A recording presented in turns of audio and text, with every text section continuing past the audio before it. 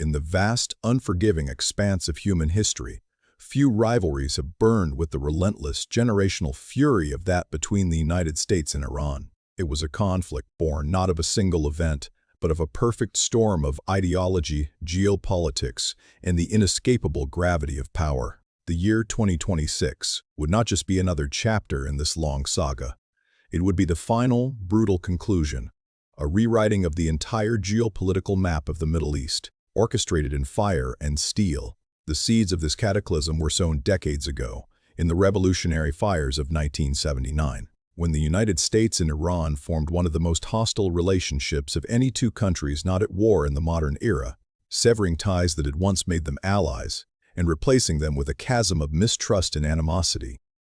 1223. For nearly 50 years, this animosity festered. A Cold War fought through proxies, sanctions, and shadowy intelligence operations, with the specter of a nuclear Iran looming as the ultimate point of no return. Point 336. The United States, under the renewed leadership of Donald Trump, had made its position unequivocal. Iran would never be permitted to possess a nuclear weapon, a red line drawn in the sand that Tehran viewed as an existential affront to its sovereignty and its right to defend itself against perceived existential threats, particularly from America's desire to change Iran's regime. 2004. As 2026 dawned, the world held its breath, watching as the United States assembled its armada, a formidable concentration of naval and air power in the Persian Gulf, the likes of which hadn't been seen since the 2003 invasion of Iraq, signaling that this time, the threats were not mere posturing. 134. Israel, Iran's self-proclaimed arch-nemesis since the 1979 revolution, stood shoulder to shoulder with America, its own intelligence confirming what Washington already suspected. Iran's nuclear R&D capability had greatly improved, bringing the regime perilously close to the nuclear threshold. 5. 3006. For years, Israel had threatened military action to destroy or set back Iran's nuclear program, reportedly maintaining its own undeclared nuclear arsenal as the ultimate insurance policy, and had a history of preemptive strikes against nuclear programs in the region, having destroyed an Iraqi facility in 1981 and a Syrian one in 2007.9. The stage was set, the actors in place, and the world was about to witness a conflict that would redefine the very concept of modern warfare and statecraft. Ukraine's deep attack approach has been draining Russia's resources for more than a year. But the main limitation holding that approach back was Ukraine's reliance on long-range drones that lacked sufficient destructive power to create lasting harm. That has changed. Ukraine has deployed its brilliant pink strategy to secure complete victory over Russia. The Flamingo has launched, and it's positioned to dismantle Russia permanently. This updated strategy merges strength with accuracy. Missiles alongside drones, deep strikes paired with the total dismantling of Russia's military infrastructure, and we witnessed the ideal demonstration of Ukraine's pink strategy operating on February 21. That's when Ukraine's general staff verified it had employed its Flamingo missiles against one of Russia's most critical facilities. Ukraine's pink assets traveled more than 1,400 kilometers, or 870 miles, to deliver precise impacts on the Votkinsk missile production facility in Russia's Udmurt Republic. The assault was destructive, as shown by a step-by-step examination of footage capturing Ukraine's Flamingo missiles tearing through the plant, shared by Defense Express. In that video, we observe the Flamingo striking with remarkable precision, indicating it possesses a guidance mechanism that activates during its final approach phase, which supports the systems used to steer the Flamingo hundreds of miles toward its objective. Flamingo also demonstrates penetrating capability. The footage reveals one of Ukraine's missiles hitting the wall of a workshop at Votkinsk, followed by two very clear flashes visible on the far side of the structure. In other words, the Flamingo did not explode on contact. It penetrated the target first, then detonated internally, maximizing the destruction it created. The shockwave moved through the entire workshop, Defense Express states, and it carried enough force to cause internal structural failure that destroyed the whole building. This is the new pink strategy in motion, a destructive preview of what awaits Russia, which we'll explore further in just a few moments. Before that, Ukraine's operation proved significantly more effective than Russia would admit. Satellite photographs shared by the BBC revealed the enormous gap torn in one of Votkinsk's workshops, confirming Ukraine achieved a direct strike on a facility manufacturing some of Russia's most critical missiles. Iskander, Yars, Bulava, and Oreshnik missiles are all thought to be assembled at this location and, as Defense Express notes, the lights were on when Ukraine's Flamingo missiles arrived, meaning Russian personnel were present when the pink power units arrived, and when Flamingo arrived, the missiles came in numbers. Following the strike, Ukraine's President, Volodymyr Zelensky, praised Ukraine's new pink approach. According to Pravda, Zelensky disclosed that every missile Ukraine dispatched to Russia's primary missile facility reached Votkinsk, suggesting Russia is critically deficient in the air defense capabilities required to intercept Ukraine's new weapon across vast stretches of its territory, spanning hundreds of miles. I will not specify how many Flamingo missiles were deployed this time. I only wish to state that some were intercepted by Russian air defenses, some were not, and there were direct impacts. But the most crucial point is that all missiles that were launched reached their destination, Zelensky stated. High quality and precision define the Flamingo, Ukraine's leader emphasizes, and we observed both outcomes on February 21. But what we also witnessed was Ukraine accomplishing something it had never achieved previously. Deep strikes are certainly not unfamiliar territory for the nation. 2025 alone marked a period when Ukraine's long-range drones achieved greater success than ever before, dismantling Russia's oil refining infrastructure in the process. At one stage in 2025, Ukraine had disabled approximately 38% of Russia's refining capacity, almost exclusively using its long-range drones. That represented a strong outcome for Ukraine, but it's an achievement that could always be enhanced, which is precisely where the pink strategy enters the picture. What Ukraine accomplished at Votkinsk was unprecedented for the entire conflict, even considering Ukraine had previously deployed Flamingo missiles before February 21. That's according to Fabian Heinz, who serves as a doctoral research fellow at the University of Oslo. Heinz belongs to an institution focused on missile technology and defense policy research, and he informs the Kyiv Independent that the February 21 event differed fundamentally from anything Ukraine had demonstrated previously. The attack on Friday night, Feb. 20-21, represents the first instance where Ukraine has successfully targeted a central facility within Russia's missile industry, directly using a heavy missile capability. Heinz tells the publication, what was formerly a drone-focused approach has received a significant enhancement. Ukraine's plan, as it adopts pink, involves beginning to supplement its deep strike inventory of drones with heavy-hitting systems like the Flamingo to provide greater flexibility. Large drone formations accompanied by Flamingo missiles could simplify Ukraine's efforts to overwhelm Russia's air defenses. Flamingo might also be directed at the most critical components of Russia's defense industry, while drones continue eroding Russian energy output and other, less protected resources.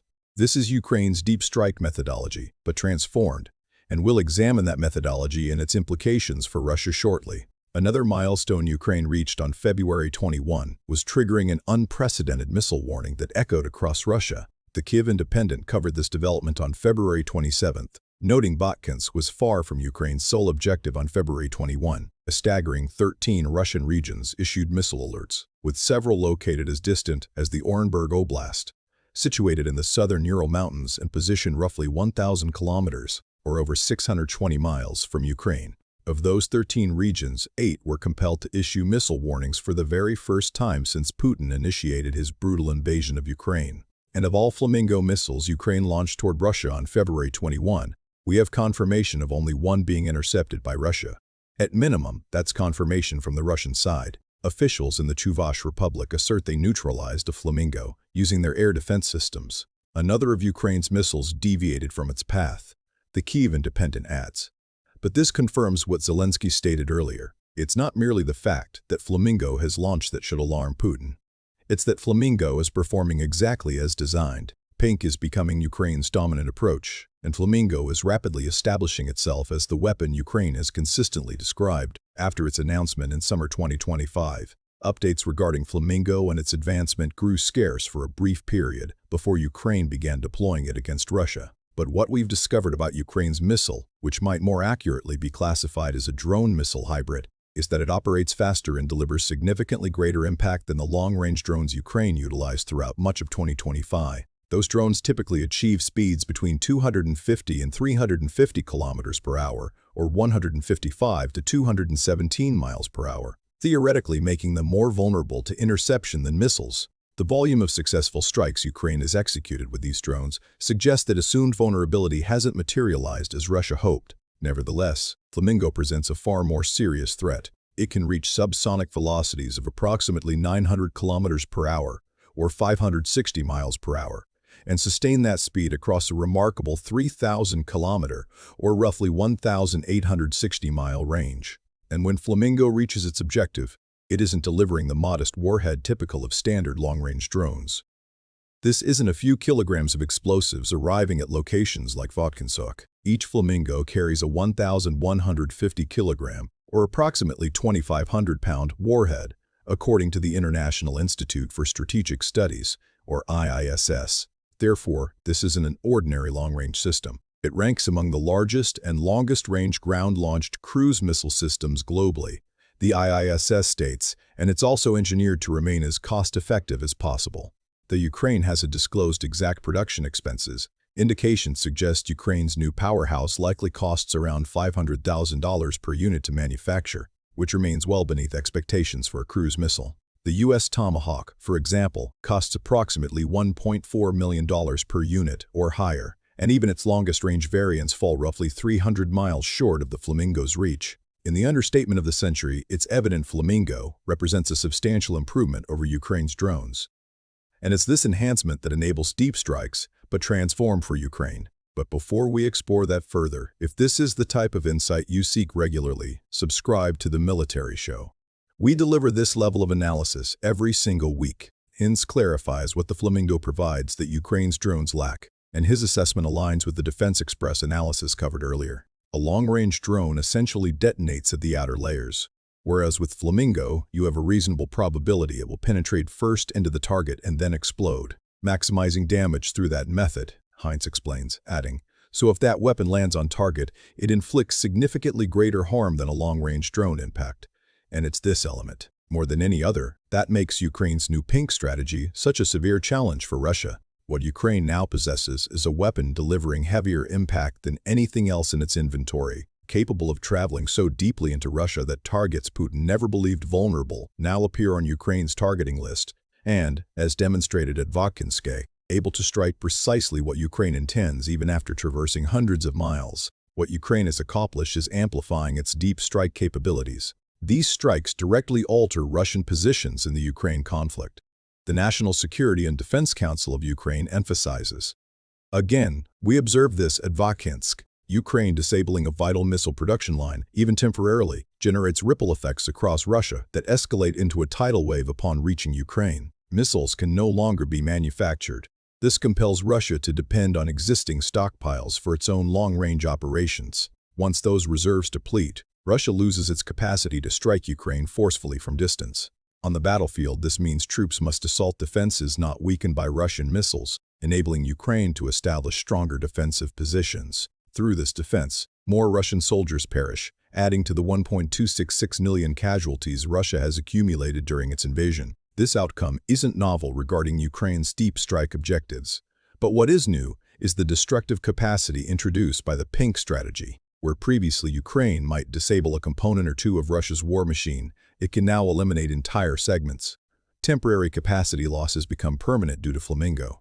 Targets impervious to Ukraine's drones, such as the Votkinsk missile production site, become vulnerable. And suddenly, Putin and his Kremlin associates must confront a new weapon already proven capable of scoring direct hits, and, even more concerning for Russia, appearing less susceptible to Russia's air defenses than Putin hoped. What this new pink strategy also provides Ukraine is substantial leverage during ongoing peace negotiations with Russia. Back in December, Forbes contributor Vikram Mittal observed that Ukraine's escalation in deep drone strikes during late 2025 had already effectively weakened Russia. These drone operations had broadly diminished Russia's long-term combat capacity. They strike at multiple levels, directly engaging Russian forces, restricting their ability to supply those forces, and reducing resources available to fund personnel and equipment, Mittal states. Adding Ukraine can leverage its 2025 strike successes to demonstrate its capability to hit strategic targets deep within Russia during peace discussions. Now, envision that leverage but significantly amplified. It's not merely that Ukraine can strike strategic targets anymore. Ukraine can deliver those strikes with a weapon capable of erasing those targets completely. State Aviation Museum senior researcher Valery Romanenko perhaps expressed it most clearly when speaking to Radio NV last August. This means that if it strikes a Russian military-industrial facility factories producing weapons used against Ukraine, 2 direct impacts would disable any such plant for at least 1 year. The strike would create a crater approximately 20 meters wide, Romanenko stated, adding, "This places us on equal footing with the Russians." Romanenko also notes that Ukraine's pink strategy advancement means roughly 90% of Russia's military-industrial complex now falls within Ukraine's reach. And with further enhancements, Flamingo could even become essential for neutralizing the remaining 10%, which includes manufacturing sites for the Su-34 fighter jets Russia employs to bombard Ukraine with its own missiles. As a side note, Romanenko also outlined how Ukraine could target Votkinsk. During that August interview, approximately 6 months later, Flamingo delivered precisely what the aviation specialist predicted. This represents the pink strategy's theoretical meaning. Ukraine can point to Flamingo and declare, "Observe, this is a weapon Putin never considered feasible, capable of degrading Russia's combat capabilities in entirely new ways." Already significant damage to Russia's war machine transforms into a systematic dismantling of Putin's military capacity, and financially, heavier strikes mean greater monetary losses and even more required for repairs. However, the practical implementation of the pink strategy also requires consideration. Despite its power, Flamingo isn't flawless. It can be intercepted, as both Russia and Zelensky acknowledged following the Votkinsk operation. This reality may soon prompt Ukraine to adopt Russia's methodology for long-range strikes, which involves attempting to overwhelm air defenses with drones, allowing heavier missiles to penetrate defenses and strike targets. Middle examined this approach, noting its success depends heavily on production volumes if Ukraine intends to execute it.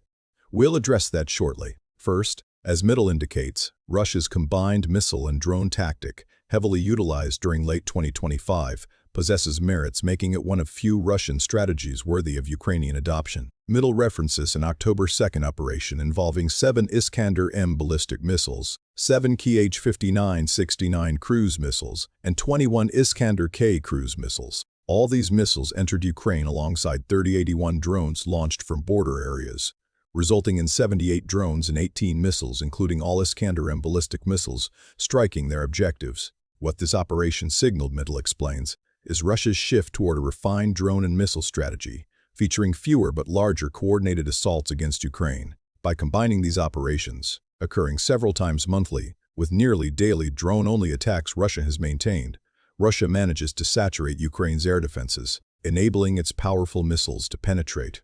It's a tactic Russia has employed to inflict severe damage on Ukraine's cities and infrastructure. Now, the pink strategy prepares to deliver reciprocation. What we may begin observing from Ukraine is conservation of substantial Flamingo missile quantities, while continuing drone attacks on Russia. When Flamingo inventories reach sufficient levels, large-scale operations like February 21's will launch, improving Flamingo's probability of striking targets. Votkinsk suffered significant damage directly resulting from such an operation, so we anticipate reporting similar Ukrainian actions sometime during March's first half. However, production must maintain pace for the pink strategy to achieve full effectiveness.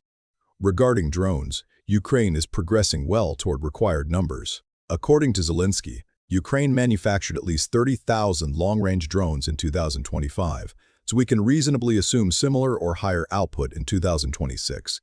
30,000 drones annually equals 2,500 monthly. Though not matching Russia's monthly drone production scale, this should sufficiently overwhelm air defenses at strategic locations. Ukraine intends to strike with Flamingo. Hinz underscores Ukraine's production challenge. Ideally, from Ukraine's perspective, you want to continue producing massive quantities of long-range drones, but you also want to advance toward complementing the steep strike inventory with heavy missile capabilities like Flamingo, Long Neptune, and Sapsan, he tells the Kyiv Independent. Assuming long-range drone output increases, Ukraine must ensure adequate Flamingo missile production to sustain its pink strategy.